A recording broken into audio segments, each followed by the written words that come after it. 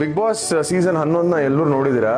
ಆ ಸೀಸನ್ ಅಷ್ಟೊಂದು ಕ್ರಿಯೇಟಿವ್ ಆಗಿ ಬರೋದಕ್ಕೆ ಕಾರಣನೇ ಬಿಗ್ ಬಾಸ್ ತಂಡ ಅಂತ ಹೇಳ್ಬೋದು. ಕ್ರಿಯೇಟಿವ್ ಟೀಮ್ ಇಂದ ಹಿಡಿದು ಡೈರೆಕ್ಷನ್ ಡಿಪಾರ್ಟ್ಮೆಂಟ್ ಇಂದ ಹಿಡಿದು ಪ್ರತಿಯೊಬ್ಬರು ಅದಕ್ಕೆ ಕಾರಣ ಆಗಿರ್ತಾರೆ. ಯಾಕಂದ್ರೆ ಪ್ರತಿ ದಿನ ನಾವು ಪ್ರತಿ ಕ್ಷಣ ಅಲ್ಲಿ ಜೀವಿಸುವಾಗ ನಮಗೆ ಅನಿಸ್ತಾ ಇತ್ತು ಇಷ್ಟೊಂದು ಕ್ರಿಯೇಟಿವ್ ಆಗಿ ಒಂದು ದಿನಾನ ಅವರು ಪ್ಲಾನ್ ಮಾಡಕ್ ಸಾಧ್ಯನಾ ಅಂತ ಅನಿಸ್ತಾ ಇತ್ತು. ಸೊ ಅದೆಲ್ಲದಕ್ಕೂ ಕಾರಣ ನಮ್ಮ BBK team and direction department creative team.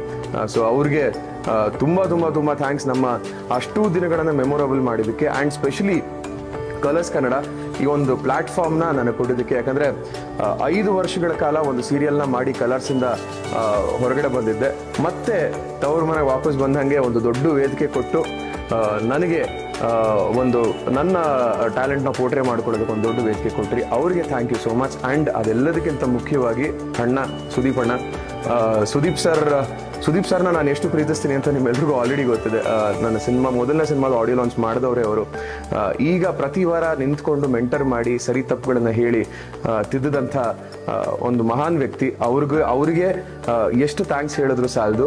ನನ್ನ ಲೈಫಲ್ಲಿ ನಾನು ಮರೆಯೋಕ್ಕಾಗದೇ ಇರುವಂಥ ತುಂಬ ದೊಡ್ಡ ವ್ಯಕ್ತಿಗಳಲ್ಲಿ ಸುದೀಪಣ್ಣ ಕೂಡ ಒಬ್ಬರು. So thank you so much ಪ್ರತಿಯೊಬ್ಬರಿಗೂ.